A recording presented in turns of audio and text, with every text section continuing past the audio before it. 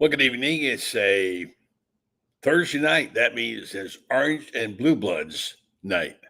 And what is that exactly? Well, that's where the family kind of gathers around.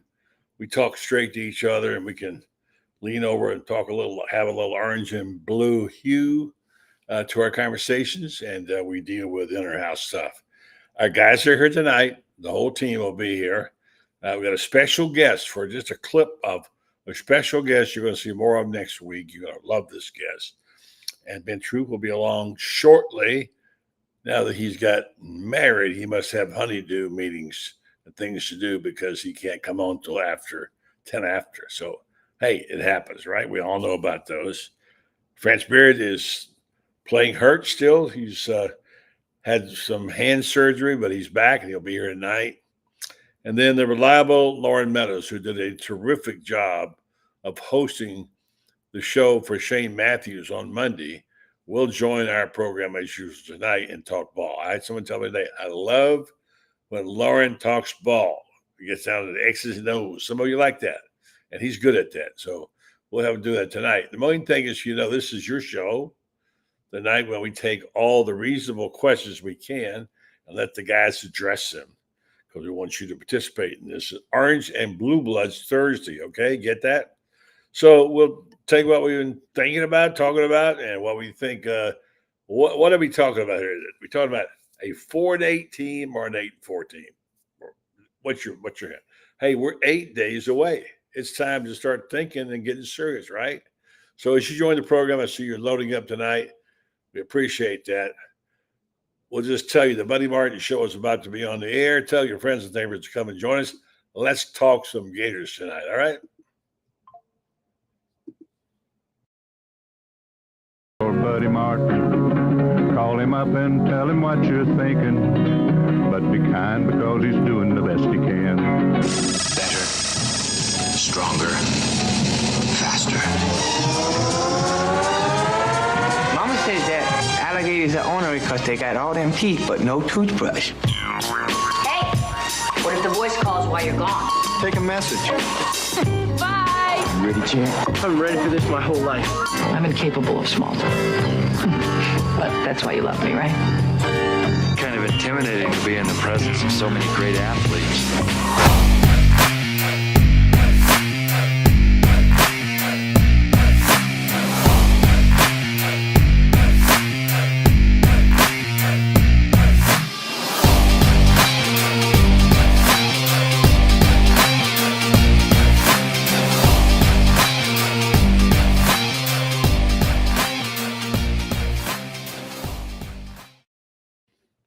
Well, good evening and welcome to it. It feels like Friday night. I don't know why it is, but it's Thursday, and that's a good thing. Orange and Blue Bloods. I don't know why my phone just went to Japanese language. I have no idea what had happened. But we've got a guest tonight you're going to love. Just a little clip, but we're going to have this guest a good bit in a major interview and deep dive next week and be doing a Gator Bait piece on this guest.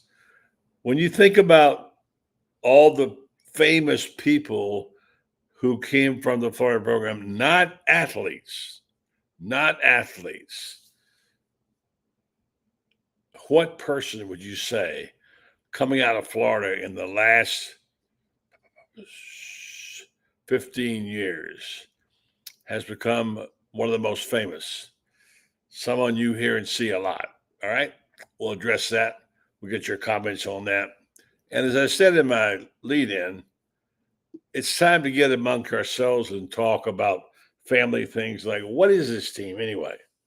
All right. And everybody you talk to and every interview you do, they always say, well, Billy's going to get fired at the end of this year. Well, I don't know. I don't think that's true. Franz is adamant about it. I heard him today on Bob's show talking about no way he's been told that he's good through 2025. And I think that sounds right because we know why. Certainly, if he doesn't get humiliated this year and can count to 11 and gets a decent record and is playing and is competitive in games, and he gets the 6-6 magic mark and gets to the bowl game, he's good. He's good for next year because we know about DJ Lagway. DJ Lagway is a generational talent. I'm really impressed with what little I've seen of him. I haven't seen a lot. I've seen a lot of quarterbacks play in my time, and was a quarterback at one time, not a very good one, but I just like that kid, the way he handles himself, so his poise, way he throws the football. He has a grasp. And yeah, he's a freshman. He's going to make mistakes, but I think he's going to have to play. Billy's going to have to get him in the game.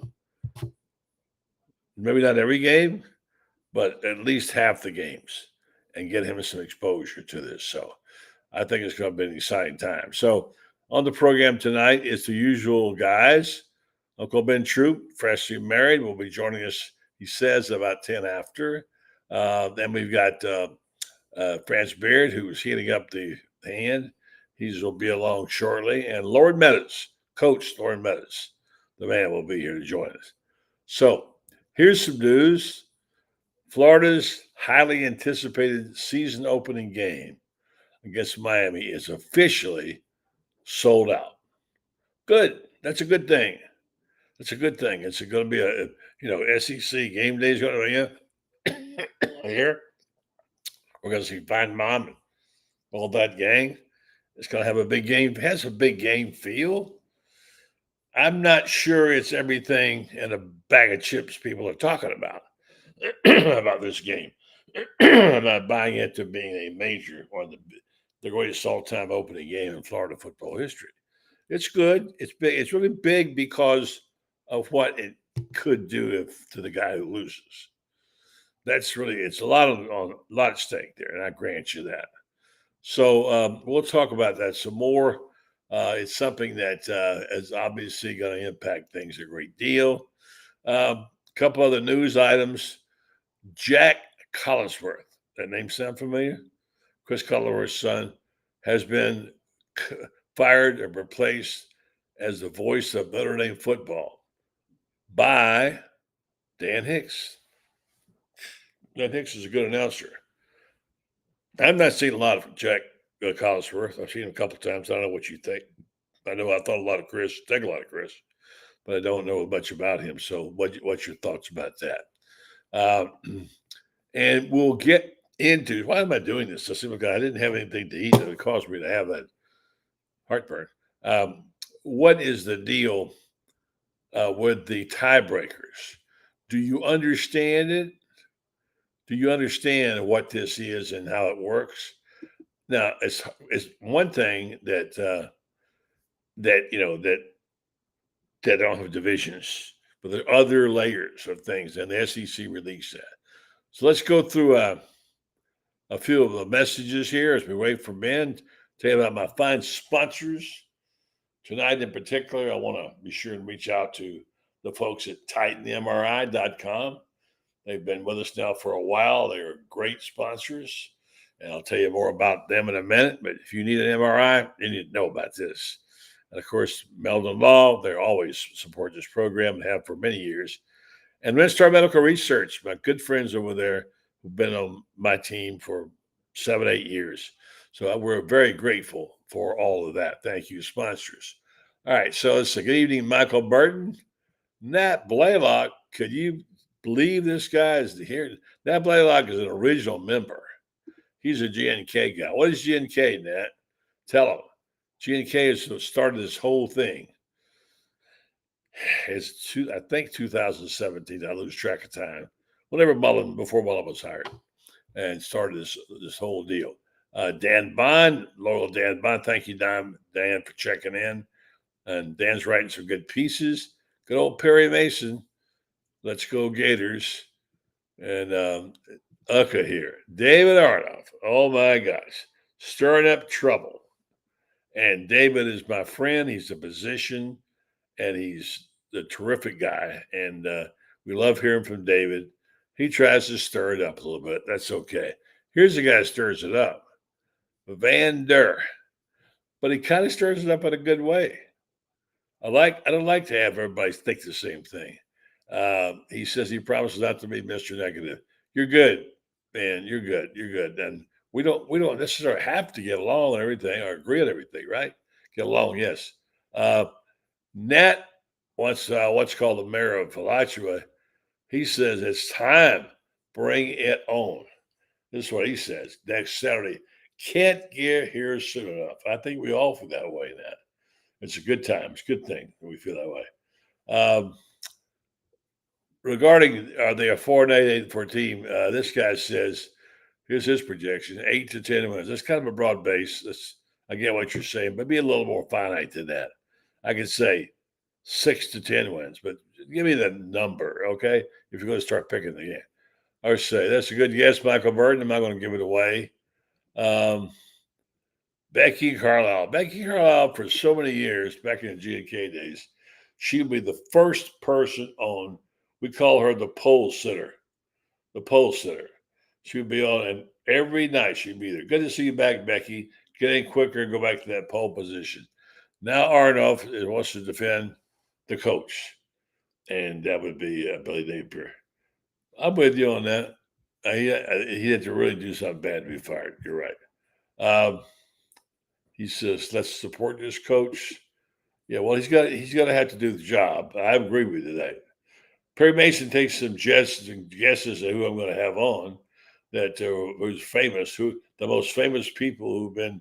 I said no players because Jesse doesn't qualify. But Perry says this. He says these are the ones. These are his guesses on who I might have on. Yeah, you might be close. We'll see. All right, yeah, that's right. Van Der says, "Don't poke the bear. Don't get it started." Yeah, exactly. Let's see here now. What else we got tonight before we go to a break and get our friend Ben Troupe in here shortly? Let's see. Tommy Seal, good to see you here. Toby Parmenter, who actually wins the Spurrier's trivia almost all the time. Anyway. All right, David Hunter, a guy from up in Orange Lake. Your boy CD was saying today it's the biggest, most hyped opening game at the Swamp in 50 years. I get it. Are you feeling that way about it? I mean, when did Miami become Alabama? I guess it's because I don't have that much respect for Miami. But if they were open up against Georgia or broke up against Alabama, I would say, yeah. But Miami, it's an important game. They're all important to win, and you certainly want to win the home state. But do you agree with that? I don't know. What's your thoughts? Is it that kind, the biggest opening in 50 years? I don't know. Dan Bond points out AR has played a lot of night for the Colts. And here's the deal. Did you see the story about how he was criticized by the opponent? It was the Bengals, right? They really dogged him, man. They weren't impressed by him at all. So, and here's what David Arnold says about that. Yeah, I haven't seen it tonight. I'm not watching any pro football yet. I'm not getting there. So, yeah, I mean, I wish him, the young man, the best.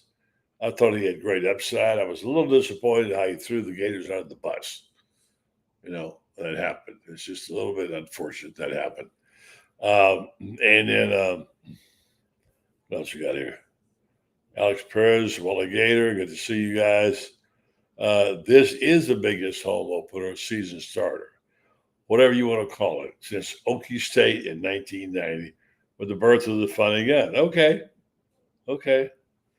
I think Ben Troupe showed up. Hold on a second. I think it might be, you'll see the big hat and the big grin, and you'll hear him right off the bat if it's a Troopster. And guess what? It's Benny. What's going on tonight, but I hear you already dropping the knowledge with the Anthony Richardson news, and I agree with you.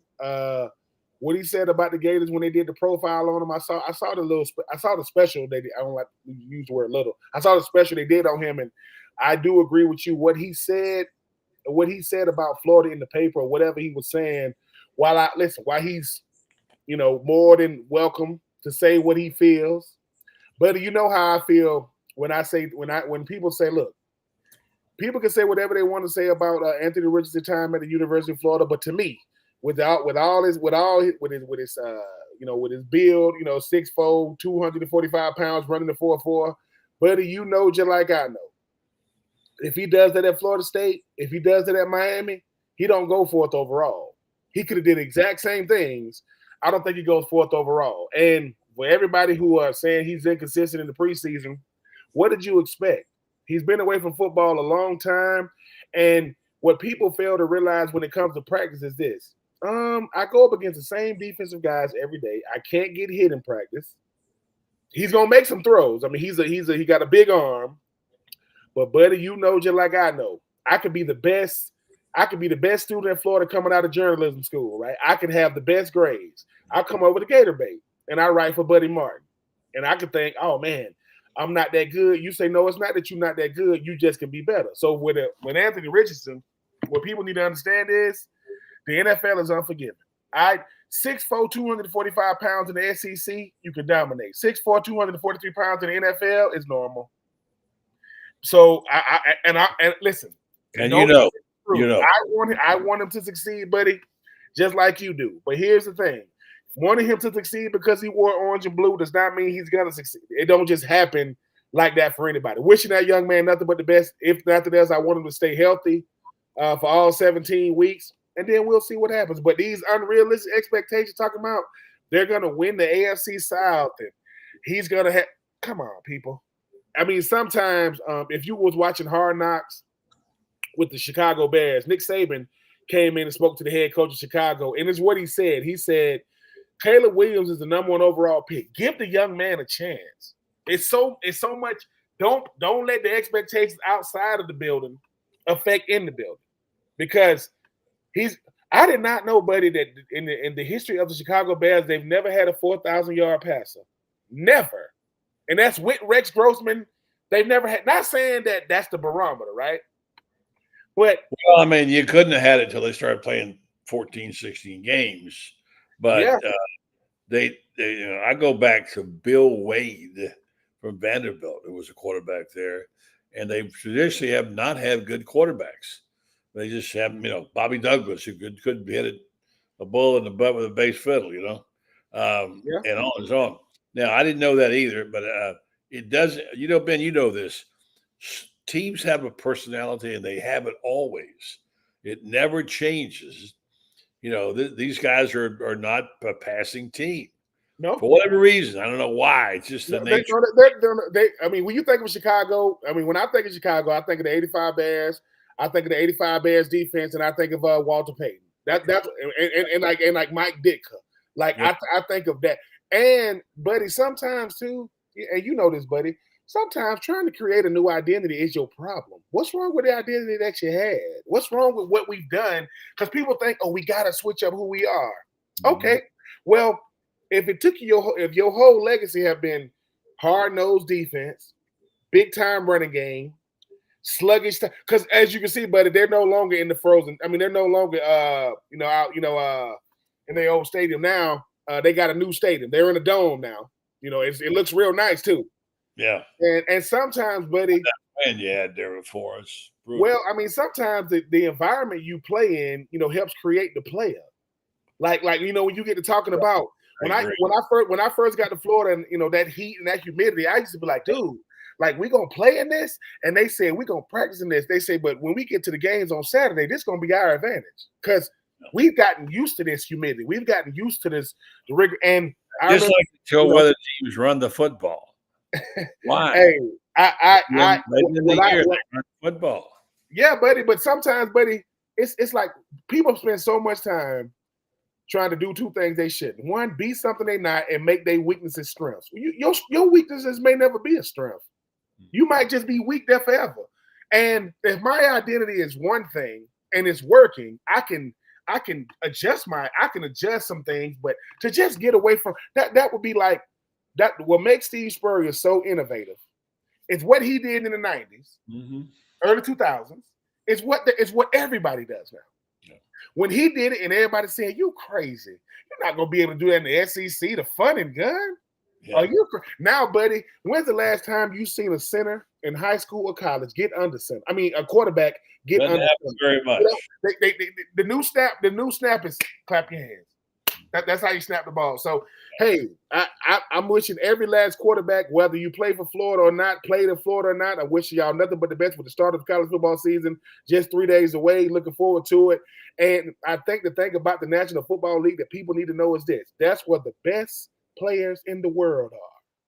So Anthony Richardson, C.J. Stroud, Patrick Mahomes, Lamar Jackson, you are just one of 2,000 or whatever it is. So I don't care who you are and what you are. Football is unforgiving. You are going to get hit, and you're going to get hit extremely hard. If Anthony Richardson wants to play a long time, he need to call Cam Newton and ask Cam Newton, hey man, what do I need to learn how to do? He gonna say, get down. Out of bounds. You run out because you ain't.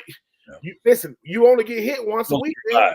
You ain't gonna make it. But make no mistake about it. Wishing that young man nothing but the best. I think he's an incredible young man. I just think that sometimes, buddy, when the cameras are on you, you're trying to say things that, I mean, it might be true, but like my granddad would say, son, just because it's true don't mean you're supposed to say it to everybody.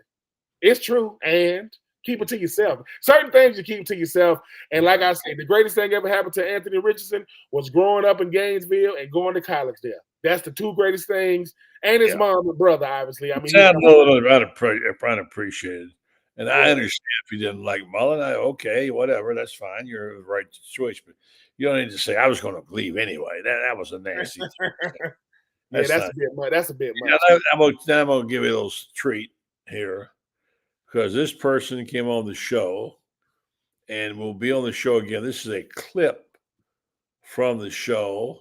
I want to get your reaction. This person is coming back to the swamp as a big timer who was a lowly little intern, okay? Mm-hmm. And coming back to the swamp, and someone I know well, and I'm thrilled for this person. And I had this person on, and here she tells a little bit about her story, about how, I should giving it away now, about how she got there, right? I was a disaster. I needed to get all the reps I could. Thank God, a lovely group at Gator Country gave me an opportunity. Buddy, of course, spearheading that with Brendan as well. And that was really where it all started. I had a niche in college football recruiting, which was a little rare at that time for a female. And I think that allowed me to sort of have a platform that would have been a little bit different. And really, that was the launching pad for me. I used that to continue on. I started off with Fox Sports. That was kind of my first job out of college, did baseball coverage. And then when the SEC network launched in 2014, I started there. And ever since I've just been trying to kind of get the next opportunity at ESPN. Lots of hard work, lots of sacrifice, but it would have never been possible if not for my time in Gainesville. Now, there's a grateful Gator right there. We know about her because the minute she stepped on the football field, started watching Brendan doing video of the thing, she woke up and wanted to know all about it. She is a gifted person. She got by the way, an academic scholarship to Florida. Mm-hmm. And she wanted to go dance ballet, but her parents said, "You want to dance ballet? Go earn some money." She looked for jobs and couldn't find them. But there's this one job at WRUF as a sort of an intern, but to pay a little bit of money. So she said, "I'll go sign up for that," knowing nothing about sports. But I'm gonna write this story come for next week. And she signed up with the 5 o'clock shift. Okay, maybe that'd be a good time to get over there and get going. So the next day they call her and said, "Why weren't you at work today?" I said, "Why?" He says, "You have the 5 o'clock shift." She says, "Yeah, 5 p.m. No, a.m." Wow. She signed up for the 5 a.m. Wow. But then she couldn't get. I mean, Steve Russell helped her, and then I'll be honest, Brendan Martin was the one who really found her. Started doing recruiting, and she got really good at it. We had a Cox show, and I'm looking at her go, man. I mean, now here's what I want to say about Laura. I'll let it go at that. We'll move on because we'll have enough about her. I got a longer interview to go to play. Is that you may look at her and say, "Yeah, sure, you're beautiful. You know, you walk in, they give you the keys to the kingdom, and you get the big seat." No, she had to work and grunge and fight and crash, scratch and whatever. And one of the things that she did was Paul Feinbaum had a good sense to say to her, "If you'll drive over from Atlanta, I'll put you on my show 2 days a week." That time, all she was doing was SEC Nation, and for free. So she would drive over there, get a cheap hotel, and she would do Feinbaum's show on Monday and Tuesday. They had a great chemistry, and I thought they were fantastic. And so She kept doing it, and the good old boys got after her. I don't want no girl telling me about football, right? So she broke the glass ceiling. So I just want to say she's coming home as a hero. She'll be there on Plaza Americas with the ESPN team. I'm so proud of her. Okay, which just goes to show you, if you work hard, do the right thing, and there's always hope for you to make it big time. Well, of course, buddy. I mean, and it goes without saying, the conversations that people aren't privy to, the conversations that me and you have had in private, the conversations that I'm pretty sure Brendan had in private with with Laura Rutledge. I got to meet Laura Rutledge obviously at the times I've been to SEC Media Days, and it's almost like we penalize people for being beautiful, handsome, charismatic. It's almost like, okay, so yeah, she looks like a model. Okay, that's not her fault. Now, people always say this. People go, "Hey, man, if a handsome man, how she got that job, if a handsome man and a beautiful woman have a baby, the baby's going to benefit from the genetics, and we get mad at the baby, we get mad at the child. No, Laura Rutledge is exceptionally great at what she does, and people say, I say, here's the thing though. I go, Tom Brady's in the booth. Are people going to be talking about Tom Brady charisma?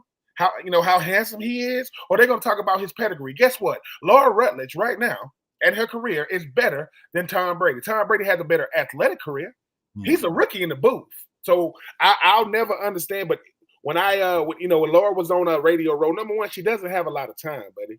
Stop by her and Chris Doring. And, these people are seasoned. Her and Marcus Spears. And Laura's one of the best in the business. And what I like the most about it is, you could tell she's still very humble, still talking about, I'm saying, Gator Country, still talking about you, buddy, still talking about Brendan. Because a lot of times people think, oh, she just landed here.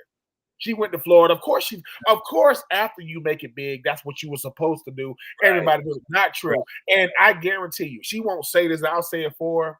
She broke the glass ceiling just to have to break another one, and another one, then another one, then another one. But I love what she does with a little girl. When she do an SEC pick, when she do for the game. And I know she's had another baby since then. I'm just wishing Laura Rutledge nothing but the best, not because she went to the University of Florida, but because she's a colleague. She's a part of the same business we're a part of. And if you're not rooting for Laura Rutledge to do well, you don't deserve to do well yourself. I'm wishing her nothing but success. But listen, at this point, she's one of the best in the business. Period. I mean, you could put her up with anybody, male, female, veteran, rookie, and she's just really, really good for the sport. I was wrong, man. I have to say I was wrong. I told her the first day on the job after talking to her, and Brendan invited me over to talk to her. And I looked at her and listened to her talk and whatever. I said, you could be another Aaron Andrews someday. I told her the first day. I was wrong. She's better than Aaron Andrews. She is. And the thing about it is, buddy, and buddy, you weren't privy to this, but I'm going to go ahead and tell you, the other day, on Monday morning, me and Loren filled in for Shane Matthews. And we doing the show, we're doing Shane Matthews' show, and obviously, Shane got, like you, buddy, he got all these sponsors. And Loren didn't know how many sponsors he gonna have to them reads. Loren trying to get them reads in. He's trying to get them in. And obviously, you got the Facebook and the Twitter and the people. You got the fans, asking questions. And somebody said to Loren, they said, "Hey, Loren, ask Ben, is he gonna fill in for the buddy segment?" We like being energy. And obviously, I was gonna do it before Loren did it. Loren said, hold on. He told the producer, hold on for a second. There will be no slander of Buddy Martin. And I'm telling Loren, either you gonna do it or I'm gonna do it. Because I think what people don't understand is that, buddy, this is me speaking for you. Because I know you. You're not gonna toot your own horn. You're not gonna say, look at me. Your contributions back then and right now, people will never know. They will never know. Never fully understand. Man, listen, buddy, you pre everything. Back when radio, you had to take them little tapes and stick them in and pull them out. You've seen it all, done it all. So me and Loren was on there. Listen, we was junkyard dogs. I said, come at Buddy Martin, you come for me. I'm telling you, you say something about him, I'm coming at you. But I'm just saying, who was this over here, Ben, who has the better locker room, UF and the what kind of question? What? UF has better everything. Thank you to you and to Loren. I appreciate it. We was just. I think what happened was right. It's something Loren said. People feel comfortable using these social media airways, and, to just say things, right? Like the one time, and buddy, we told him, we said there will be zero trolling. If you want to take this show to another, you want to take this show left, say something again. Cause not on my watch and not on Lauren's, only because people only see you for bits and pieces, buddy. They don't know. They'll we can fill a room with people who Buddy Martin has helped, touched, continues to help. Well, like I said. So just I mean, not that you care or need us to defend you. I'm just here to let you know. I do appreciate it. People thought because it was 8 o'clock in the morning. Somebody told me. Huh? He was from Texas. He was, and the reason why I know it got it on because he's from Texas, I guess. Right? Loren, when Loren looked at the question, I knew it kind of. Loren was like, wait, he's like, whoa. He's like, wait a minute, bro. He kind of. I had to bring Loren back. Loren went back to the mid. Loren went back to Middle America on you. He went back to Ohio. I said, hold on, Loren, breathe, come back. But no, it was great. Loren take you in the alley. He'll take you in the alley. Quickly. So, anyway, thank you. All right, so on to football. I think we got Franz on here. Francis Beard playing with pain on here. Look at here. Hold on. Let's see if he's here. That might be an apparition. Is that it? No, that's him. He's everywhere. I saw him this morning. I see him this afternoon. He is the Energizer Bunny. And by the way, let's wish a big happy birthday to the Iron Duke. Happy birthday to you. Happy birthday, Franz. Yes, sir. Happy birthday to you. Can you believe he's now 52 years old? Right. Listen. One thing about Franz is this. When people always ask me, they say, what is Franz the best in the world at? I said, the history of football. If you want to know who it was, the day it was, what he had on, what he ate at halftime, did he slip? I said the one thing about it, Franz will tell you, listen, if it was Roddy Piper or if it was the Undertaker, if he played football, Franz saw him, experienced him, or had some run-ins with him. At least on this side of the Mason-Dixon line. I don't know about them West Coasters out there. Don't know about them. Well, I have this basic rule, Ben, and that is, unless there's a football game or a basketball game, I don't go north of Atlanta after November 1st. And I basically, the West Coast is like fish in the fridge. After 3 days, I got to get out of there because it just stinks too much. Denver gets too cold for me, so they're kind of like Atlanta. I do like Texas. I like getting out to Texas. If I wasn't going to live in Florida, that's probably where I'd choose to live. I like Savannah. That's another place I'd choose to live again. Having lived over there and the old Armstrong Mansion, which is right there at the corner of Forsyth Park. I had the third floor apartment up there and got to watch them film the chase scene of the original The Longest Yard down in Forsyth Park from up there, and got to go down and bring a beer to Burt Reynolds and Jim Hampton and Hal Needham. So that's my brush with celebrity, other than Buddy Martin. Buddy Martin is the ultimate celebrity, but I'm about to listen. Buddy wrote, but listen, I'm just waiting on the memoirs of Franz Beard to come out, and I'm gonna say, and whoever, I'm gonna say, listen, get our popcorn ready. Y'all ready? We finna open, because I believe the adventures of Franz Beard needs to be put in the book, just so people can, and people I'm gonna read it so I can see it, and other people gonna read it and say, I want to see if Franz put it in there when I met him. Like, I don't know. 62. I've been to 62 countries, and let me see if I can find this one. Most people know he taught school over in Asia. Yeah.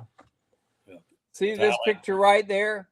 That's me with a Korean movie star. Was on the set. Took my students to go hiking up a mountain on a Saturday, and they were filming a movie there. And because I was the lone pale face on the trip, they invited me to come on the set, and there I am with the star, and I put his wig on me. If you're going to do it big, man. If you're going to do it big. Yeah. That's my other brush with celebrity. It was over in Korea, so. Listen. If you listen, don't let listen, Fran. You ain't fooling me. If Franz or Buddy is in a press box near you, they won't get to walk 2 steps. I guarantee it. What Buddy don't know is I don't know what year this was. If it was 2019 or 2020. Buddy Martin made an appearance at the Florida Georgia game, and I'm sitting real close to Buddy, but all game long, all I heard was Buddy. And at one point, man, can I watch the game? Buddy, yeah, I'm trying to look this way. What is it? So all I'm saying is I have been in the press box with Buddy Martin, and Buddy Martin say that's why he watching from the house, because he said if I wanted somebody to get at me, she's called my wife. What are y'all messing with? Leave me alone. I'm here to enjoy the Gators play the Dogs. All right. Let's stop talking about Buddy Martin. He's too boring. Let's just say this too. Franz, I heard you mention this today, and I want to go into it because I think a lot of people don't know. There's so much we have to know, Ben, about this new league we're in here, and so little that we do know. And I realized that, and I saw Franz talking about it today too, is that the new rules about for making the playoffs and the tiebreaker system. Franz, you went over it today. If you don't have it, I got it here someplace, but there's a few changes. And now some people don't even know we don't have divisions. They know, well, when these players, no, there ain't no more divisions. That's gone. So this particular article was about that. Shared tie-breaking procedures to determine the top 2 teams, if necessary. I bet you folks think you know this, and you don't. Number one, thank goodness, head-to-head competition still matters among the tied teams, all right? B, record versus all common conference opponents among the tied teams. That's a pretty good way. C, record against highest and best placed common conference opponents in the conference standings and proceedings throughout the conference standings among the tied teams. Cumulative conference winning percentage of all conference opponents. Now that we've already lost everybody because it's confusing. Bottom line is they have a system. Basically, what they're saying is strength of schedule matters. Yeah, and that's so why if you played a tough schedule and you had a good record against the tough schedule, you're going to benefit. See, that's what we need Franz here to explain to us. So we get these. This is what people want you to do. Anyway, so I think it sounds pretty good to me, Franz, as far as I can tell. It's complicated, yes, if you look at it individually, but there's a common thread throughout it, which is the fact that after the head-to-head competition, and this is where, folks don't realize this is where Georgia may have an advantage. And say if Georgia wins 2 out of 3 of those road games, because they're going to have to play at Alabama, they're going to have to play at Texas, and at Ole Miss. Teams ranked 4, 5, and 6 in the current poll. So if they were to win 2 out of 3 there, they're going to have a real advantage there. So, like I said, strength of schedule is going to matter, and I think that's so important. I keep hearing people put down strength of schedule, and there's no way to do it. You've got to include that. Buddy's been talking about that for the past couple weeks. Okay, let's say Florida is 8-4, and there's a 9-3 team there that's playing, say, Missouri's schedule, and Florida goes 8-4 against the toughest schedule in the country. Right? Does Missouri make it simply because they were 9-3? Or does Florida make it because they played the tougher schedule? Listen, in the strength of schedule matters or it doesn't, Franz. Well, it should. It should. We're in a 16-team league.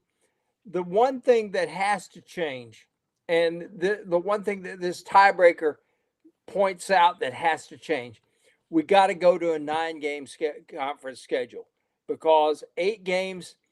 It's 8 games. You get the Division I AA teams in there and so forth. That's going to hurt strength of schedule. You need to play 9 conference games, and then in Florida's case, 9 conference games. Then you get FSU, and that leaves room for 2 other ball games. And I guarantee you, the fans if they get that kind of schedule, that kind of red meat, 10 games like that, I promise you the fans are not going to stand for Colorado School of finger painting to come in here and play a game. I mean, I realize, Buddy has a postgraduate degree from there. I realize that from his time out in Denver. Actually, But Colorado School of Mines is what it would be. That's a great school, by the way. the Colorado School of Mines. Yep. Yes, well, they have mines out there. You're talking about mines, Mines. Sorry about that, buddy. He's back. Hey, he ain't sick no more. He's fine now. All right. All the doc can tell him cut out the medication. He's back. Well, I'm still on the medication. It might be why I'm so boisterous tonight. I just had it. So take one. And I get to have surgery on my thumb this coming Tuesday. Probably going to have surgery on my shoulder in 6 weeks. But hey, it's been have it during the open date, okay?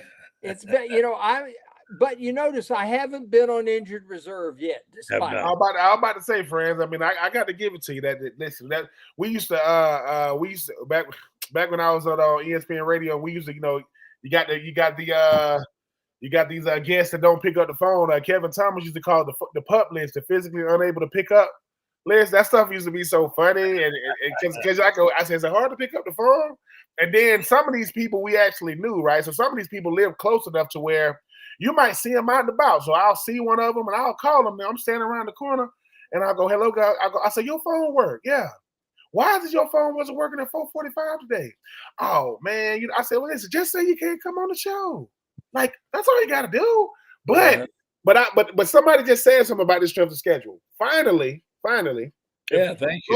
Florida goes 8-4, 9-3. It's going to be hard to keep them out. It's going to be extremely difficult because those three, obviously it's going to be, somewhere in the top 5, top 10 when you're talking about what Florida's able to do. So, yeah, I like the strength of schedule. I like the fact that now, the SEC championship game is going to be, for the best 2 teams.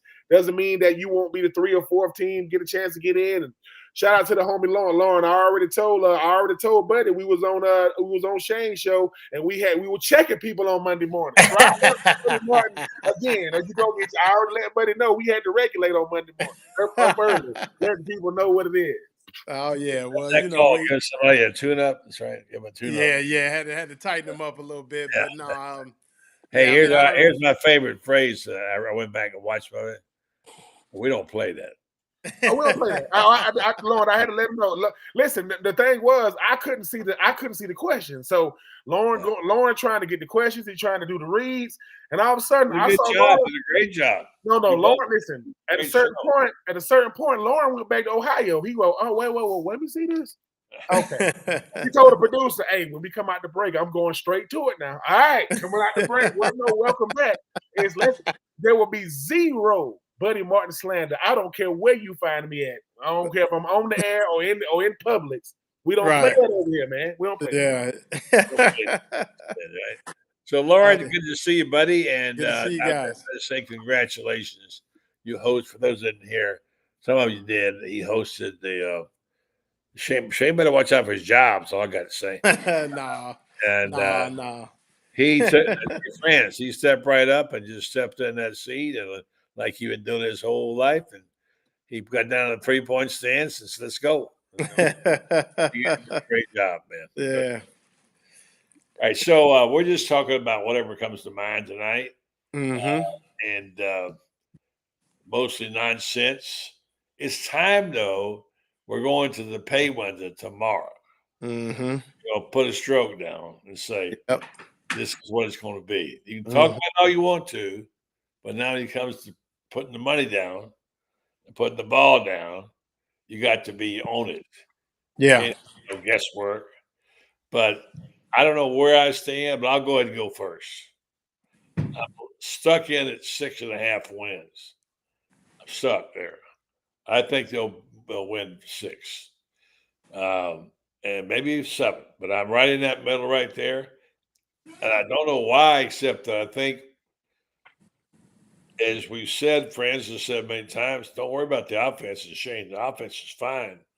I heard someone, it was your friend, that told Loren about how, well, look out for Mertz doesn't have that good arm. He can't throw the ball deep. He can throw the ball deep. That's a misnomer. Anyway, but the point is that I'm not worried about those guys. I think they got some really good, promising running backs. I'm a huge Jaden Bauer fan. I think he's got a world of talent, and they got some good running backs. Offensive line, one side's a little questionable. Defense is much better, as we said, and the coaching staff is making. Now, I'm going to stop there and tell you this program now is being brought to you by TitanMRI.com. If you need an MRI, which Loren does about 3 times a week, I hope not. right there in Gainesville, there's TitanMRI.com. They have a terrific place to go. They'll set you up on a weekend appointment, night appointment, whatever. You go in there and they try to make it a point to say, we want you to be comfortable in that cubicle, and we don't want you to be claustrophobic. So we'll do all we can to help you be comfortable. And you say, well, I don't have insurance. No problem. You can pay cash or card, and it's not like it's going to cost you a fortune. So if you need an MRI, I admonish you, I tell you, check out TitanMRI.com. All right, who wants to go first? I put my money down already. I'll tell you what I think about it. We've gone over this so many times, it almost feels stale. But let's see who wants to go first on where they stand. You go put your money down at the window now and say, this is what's going to happen. I'm gonna go 7-5. I put it down on paper. I put pen to paper to make it a thing, and I say 7-5. I gave you 7 reasons why the Gators will win at least 7 games, so I'm gonna hold it down at 7-5. And Franz has kind of touched on this. Because of the schedule and the type of football teams they're playing, I think it's going to be a solid 7-5. And what I mean by that is I think they're going to play some guys to the hilt. The problem is I'm kind of a mix between my article and then what the friend of the show David Whitley wrote, where he wrote an article talking about when it comes to the Gators, believe it when you see it.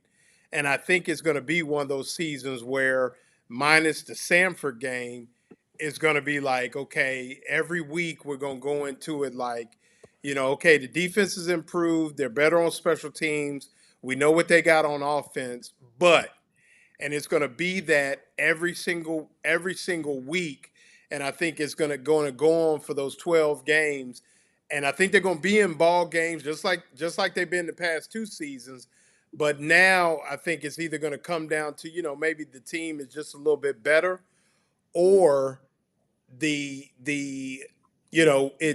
they're in the mix and it just happens the way that it goes. I think that they are at the point now, particularly with the additions to the staff. I think they're past the head scratchers that we've had the past 2 seasons. And I think just now it's maybe 1 or 2 years away from being on the level of those other teams. And it's just a matter of if they can make it look like something, and it's 7-5, and then you talk about 7-5 and then going in and putting it on somebody in the bowl game. Now you're 8-5 and you got some promise now, because you got the big dog coming back at quarterback. You got a lot of young bucks. You got the LJ McCrays, the Miles Grahams. Those are going to be the guys that take this program into the future. And that's where you'll be. So I'm gonna go 7. I'm gonna stick with my article. I'm gonna go 7-5 at least, and then we'll see what happens. Those first 7 games could be huge. So I'm gonna go 7-5 at least. I'll go. I mean, that 75 is tempting. I think Florida got a shot to go 8-4 this year for the simple fact that I just think that when I think about this team top to bottom, they have everything that they was missing last year. It's not. We always talk about the plays that they were going to miss. Asa is not. The ball isn't getting thrown over nobody's head. I think the DBs are going to play a lot better this year. When you talk about being able to track the football, I think Montreal is going to.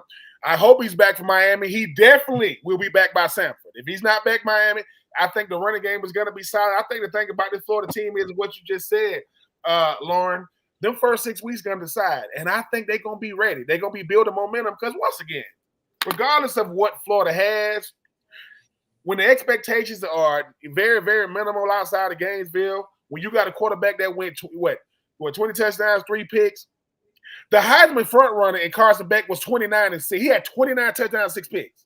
That's what he had last year. I just think for me, and this is coming from a person that you keep hearing Graham Mertz, he won't push the ball down the field. Really?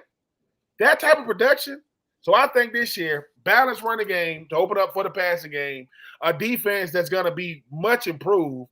I think this team got a shot. The 7-5 is there, but I think they can go 8-4 because I think they're going to have to steal a win down the stretch. I mean, the last 4 weeks of the season, Texas, LSU, Ole Miss, and Florida State. Ole Miss, Ole Miss is an uncharted territory. Everybody thinking they went 11-2 last year. People think this going to be the year they represent the SEC against probably Georgia in the SEC championship game. They got to come to Florida at the end of the year. We will see. Jackson Dart and company going to be really, really good. But I just see them still. Listen, I see them stealing these 2 wins. Texas on the road, Ole Miss at home. I'm telling you, because I think Texas.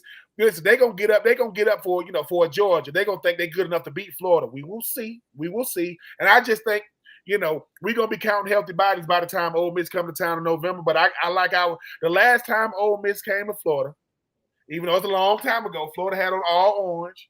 I think Hugh Freeze was the head coach at the time. We had a quarterback that started doing PEDs after the game. We don't want to get into that after the game. Jesus Christ. But I just think that this Florida team is going to be built enough momentum and won enough games. Because Franz, Loren, buddy. Look, I played for Florida when everybody expected us to do everything, and I was there in 2002, 2003. Nobody expected us to do anything. So I think 8-4 because once again we can still get to that 8-5. We can still get that. We'll just get 8 in the regular season if we lose in the bowl game. But I think that 8-4 regular season not only does that. More than tell Billy Napier you good, that might get us in the playoffs. 8-4 with this schedule, we'll see. Because the last thing people want is Florida to make the college football playoff when they got the hardest schedule in the country. The hardest schedule in the country. Not one of the hardest. The hardest. So give me 8-4. And like I say, to everybody that say Florida ain't that good, what they gonna say when they go 8-4, Loren? It's gonna be everybody else is bad. No. That same energy when Florida goes 8-4. I got them going 8-4 this season. I want the man to make a believer out of me. So I'm hoping you go there. So yes, sir. I'll go with an over/under of 7.5. They're going to win at least 7. 8 is, I think, possible. And if all the stars and planets align, then they could get to 9. But that's absolutely the ceiling, I think, for this team. But here's what I will say and what I've said all along. Come November 1st, check who's on injured reserve for every team out there. Because that's when every team in the conference will have been through 8 ball games. And that's going to be the time when you find out who's got 5 starting offensive linemen that they began the season with. Who's got that nose tackle that's been dominating? Whose top linebacker can't answer the bell half the plays? Whose secondary suddenly has discovered that they are gasoline alley and they're just looking for somebody with a match to light them up. November 1st is the telltale date. I think Florida is going to go through with 6 wins, maybe 7 by the time they get to Georgia. That's going to mean beating Kentucky here, which is a necessity. It's going to mean beating Miami here, which I think is going to happen. It's going to mean 7-0 means you got to win in Knoxville. I'm not sold on the Vols. They lost their entire defense. Everybody's basing their defense based on one guy. That's James Pierce. And yeah, he's a heck of a pass rusher. But I haven't seen, with the exception in my time, Wilbur Marshall, Lawrence Taylor, and one or two other guys in Derek Thomas. That's 3 guys. Those are the only 3 guys I've ever seen that were one-man wrecking crews on defense. So it's going to take more than one guy to beat the Gators up there. And I'm just not sold on their defense. So if Florida can go up there and play some defense, Florida could win that ball game because the Gators are going to score on that defense. I like Florida's offense a lot. I like the fact that if they can get four fewer first downs and 7 points fewer points, which I wrote about today. Good column today. Good column. Yeah. Here's the residual effect of that, buddy. You get possibly 12 different plays for your offense. And you could get as much as a 6-minute turnaround out of that because of the possession. Because if you get 30 seconds of play times 12 plays, that could be 6 minutes. That's 6 minutes your defense isn't on the field. That's 6 minutes your offense is on the field. And 12 plays, you should be able to get at least 3 points out of that. Maybe you get 7. And you like the defensive staff, as you said in your column. You like them very much. I love this defensive staff. In fact, Chapman is the real deal, and he is going to make. He's got those guys feeling like you got to step out there and prove your manhood every week on that defensive line. There are, pardon my expression, but there ain't no pussies on that defensive line. Not a one. I like Will Harris in that secondary because I think Will Harris in that secondary. Look at what he did at Washington in 2021. They gave up 5.1 yards per attempt. You think about that for a second. 142 yards a game, 5.1 yards per attempt. The biggest reason they only gave up 5.1 yards per attempt is he had safeties, one of which was Asa Turner, who would knock you into next week. And he had corners that made it a point to go after every football. If the ball's in the air, he teaches guys, and you're seeing him out there doing it now. He's teaching you, if the ball's in the air, you got a 50% chance to get it too. And last year, what did Corey Raymond came here with the big reputation. Yeah, you're right. He did. 3 interceptions. No playmakers in that secondary. None. You're right. Well, the Iron Duke has spoken. We're down to our last minute and a half or two. I want to do something different tonight. I want to ask for 30 seconds of each of you over the best thing that you heard or saw today that was not about Gator football. And I'm going to start it, all right? I spent 15 years in Colorado at Castle Pines Golf Club, one of the most beautiful places in the world. Was working with the Vickers family. Jack is dead now. And I turned on the TV today and watched the FedEx playoffs in Castle Pines in all its splendor. I was so proud to have been working there with these people. What a glorious place. And I know a lot of you don't like golf. You don't even have to like golf to go to that place. It's so beautiful. But so kudos to Keith Snyder, the general manager who's stepping down now. Gosh, Keith was 24 when I was there. He's now stepping down as the general manager. Castle Pines has got golf there again after they ended in 2007. And now they have golf there again. It's just a brilliant moment. I had a wonderful time hearing from my colleagues and friends all over the country, calling me, sending me stories, etc. It just was rejuvenated my spirits. And I want to say how grateful I was to have had that time at that place. Okay? Who's got something? I happen to be right now, I'm sitting in our nation's capital. And, being here in Washington, D.C., George Washington wanted this place to be intimidating to foreign leaders. And forget politics. This is the best country in the world. This city is amazing. There, just the architecture, just everything. It makes you proud to be a United States citizen. Politics aside, Washington, D.C. is one of the greatest, most diverse places in the world. And, we just walked about a 15-minute walk from a restaurant, past some of the embassies, things like that. All is well in Washington, D.C.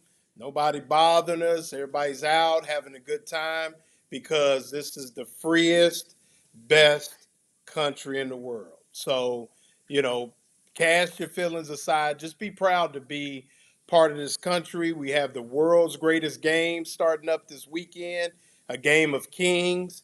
And it's a beauty that we are really the only ones that have latched on to this game we call football. And just being here in the nation's capital, I'm just proud to be an American. I mean, I really am. So Well said, Ben. I see you nodding over there. What you got? I'm a big fan of Hard Knocks. I think it's one of the best shows, on TV when you talk about what it does. And I got a chance to see Sean Jefferson, the father of Van Jefferson. He is the receivers coach for the Jets, and he said something that I've never heard a coach say. He said the best players are the best at TNT. And TNT means things that take no talent. He said, when you work on the things that take no talent, meaning being a great teammate, rooting for your teammate, not worrying about how many reps you getting. I ain't never heard a coach say that. And obviously Sean Jefferson was a great player. Obviously he's a great coach now.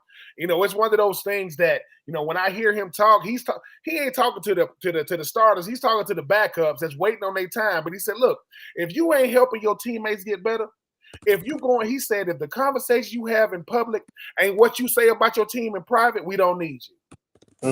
That's how they used to talk to us in Florida. If what you say in private don't match what you say in public, that's why we be losing. Because who you really are is when nobody can see you. And I think now when you talk about athletics as a whole, that is all athletics is. If what I say about Buddy Martin behind his back ain't what I'm willing to say to his face, I'm fake. That's why I told you, Buddy, on Monday, we had to let him know. You think because Buddy ain't here, you get to say what you want? Not on Loren Watch, not on Ben Watch. So for me, the things that take no talent when it comes to anything in sports is what separate the good from the great.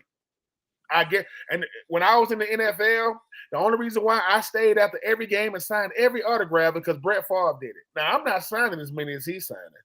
They said he would sit there and sign every autograph. Not because I thought I was a great player, but because people paid money to come see me. All you want to do is get a. So the things that take no talent, I've adopted that. I'm stealing from Sean Jefferson because everybody want to be great when the lights are on. Can you be great when you on the sideline? When you a juice boy, just keeping the juice on the side. So the things that take no talent will separate the good from the great. Shout out to Sean Jefferson. Never met him in person, but if you've ever seen his son play, the apple did not fall that far from the tree. Them Jeffersons, they play some ball, man. So shout out to Sean Jefferson for getting them young boys right. Well said. And Franz, before you start, I'll just share this. Talking autographs. I love the Arnold Palmer story. That when he was the greatest in the world at signing autographs.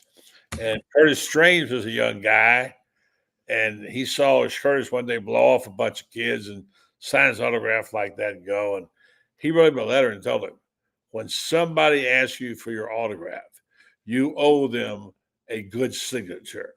You can't kiss them off for if they care enough about you to come out there, you write that autograph so they can read it. Don't make us all ashamed of you.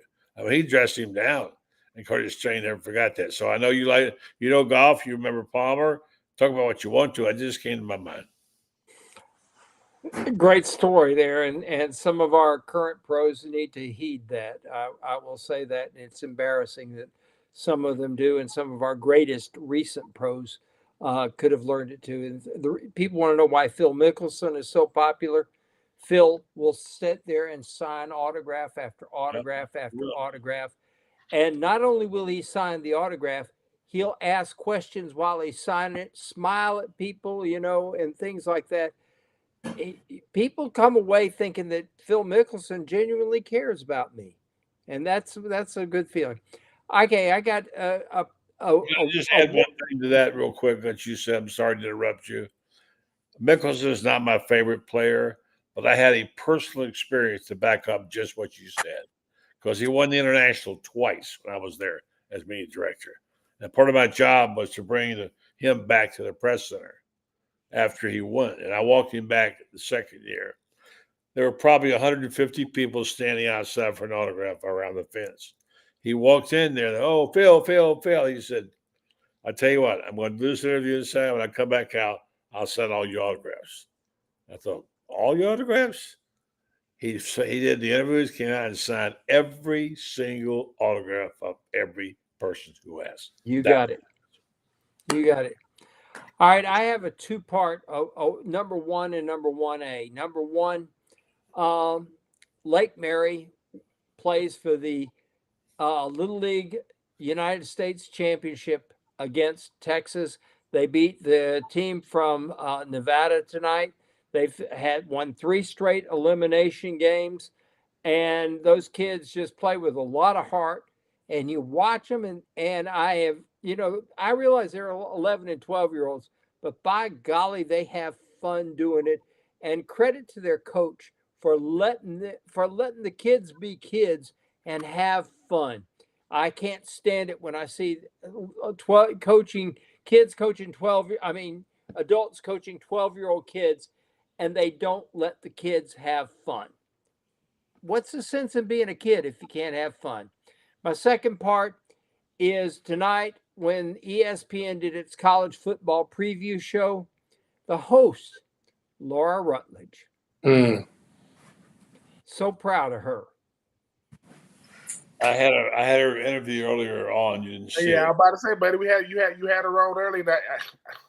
Buddy, look, I'm telling you, you friends, because obviously me and Loren benefit from you guys. I think sometimes when you get to have these platforms, we get a chance to get used to y'all because we see y'all, we on here every week. But let me say, while you can hear me, appreciate y'all beyond belief because, and I know I speak for Loren when I say this, everybody want to do it, but everybody don't want to do it with the ones that's been doing it. Y'all been doing it for a long time. The least I can do is make myself available for Buddy Martin and Franz Beard, every freaking Thursday night because y'all contributions to sports media goes without saying.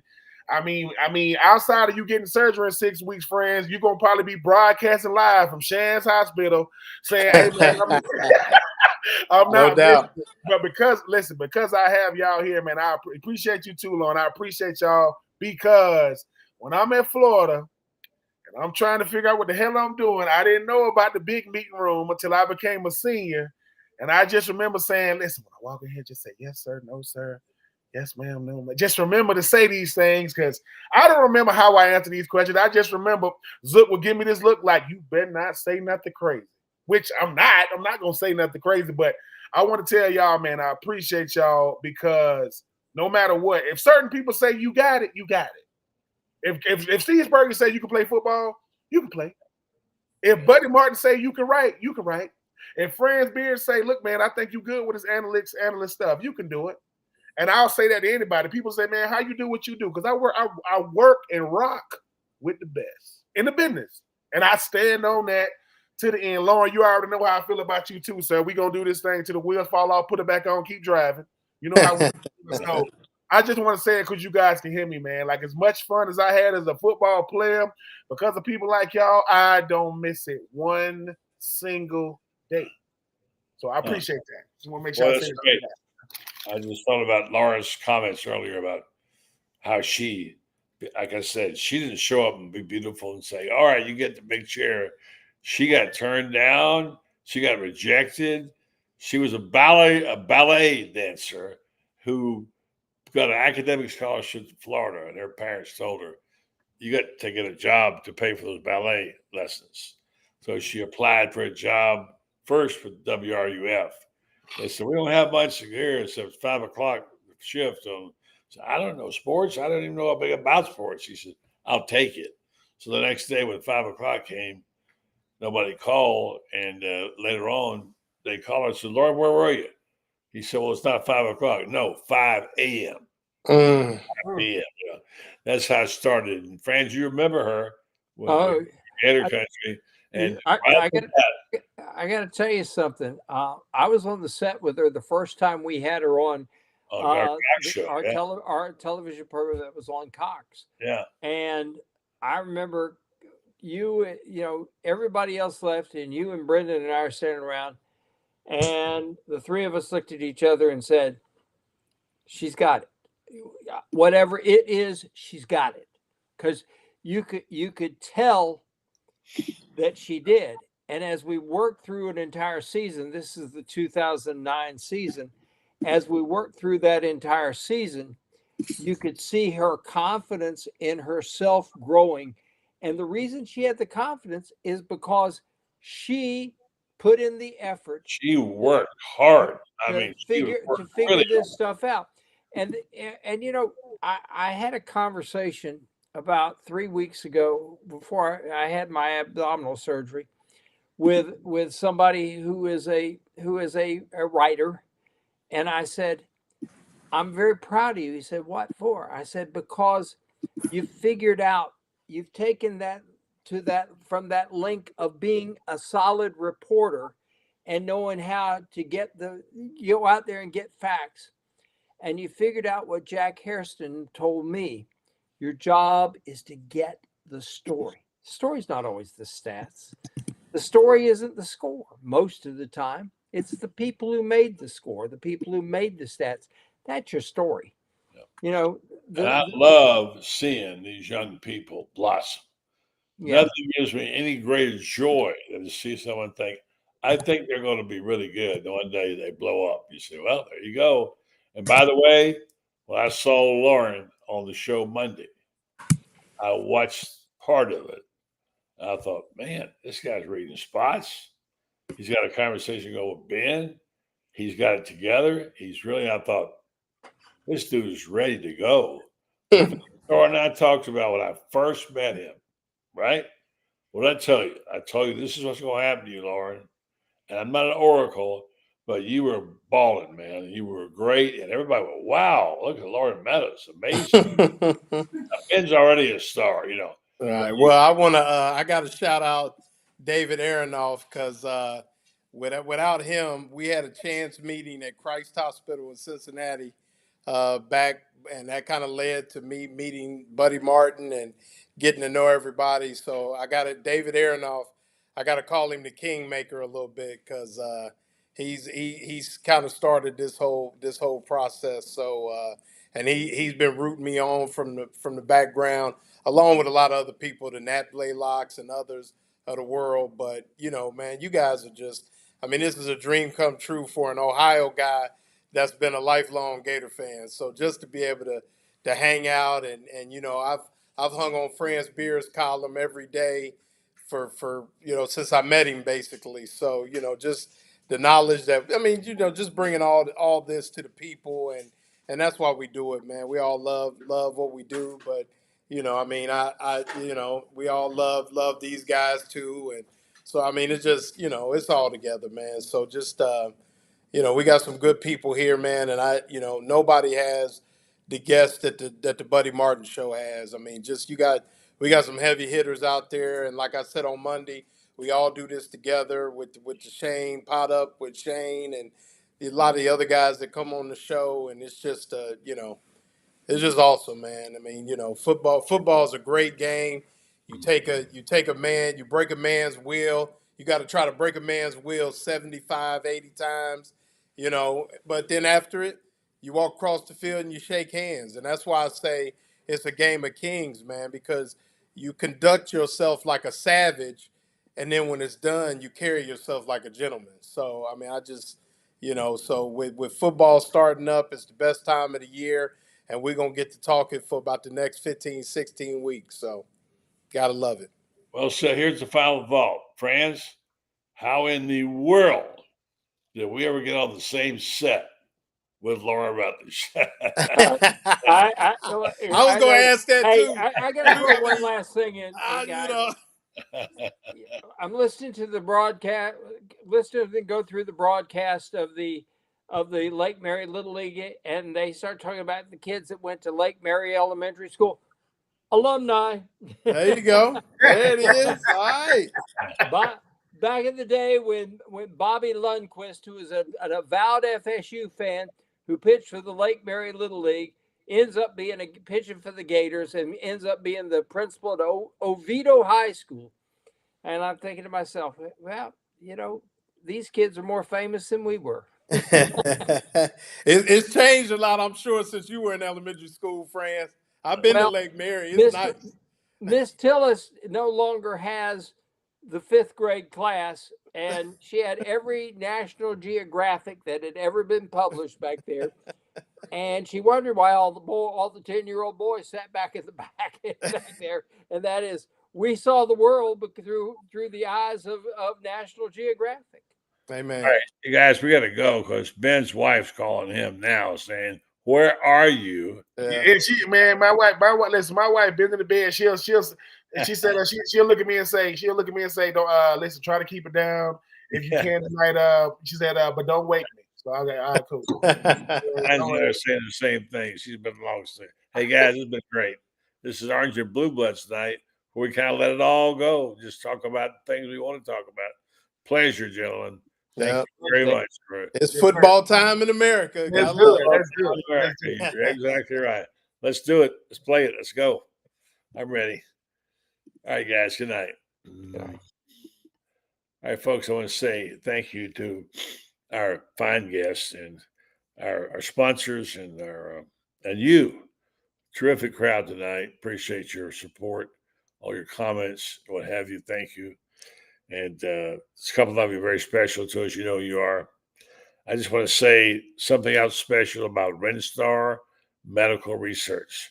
They are a fine organization doing the right thing, standing behind the people of their hometown, their neighborhoods, and providing a terrific service for our health needs in Ocala, downtown, a stakeholder in downtown Ocala. I know the people personally very well who own it, run it, started it. The job they do there is phenomenal. Their job is to try to get more data to these companies, biomedical companies, to get better treatment. And how they get that is they excavate it from us. They take our DNA and they take our proclivities and take our tests, and then they send it off to them and they say, okay, let's see how this went. What's this? How does this particular drug fit this particular profile? And so they want you to know that how important these clinical trials are. They're very important. So if you would be so kind as to go to renstar.net, check out the rules and regulations of how you could be a part of one of these clinical trials. That'd be a good thing for you, a good thing for them, and a good thing for our communities. Renstar Medical Research, seeking tomorrow's answers to the health questions of today. Tonight, I'm going to go out with this instead of the song because I think it's very special. I was a disaster. I needed to get all the reps I could. Thank God, a lovely group at Gator Country gave me an opportunity. Buddy, of course, spearheading that with Brendan as well. And that was really where it all started. I had a niche in college football recruiting, which was a little rare at that time for a female. And I think that allowed me to sort of have a platform that would have been a little bit different. And really, that was the launching pad for me. I used that to continue on. I started off with Fox Sports. That was kind of my first job out of college, did baseball coverage. And then when the SEC network launched in 2014, I started there. And ever since, I've just been trying to kind of get the next opportunity at ESPN. Lots of hard work, lots of sacrifice, but it would have never been possible if not for my time in Gainesville.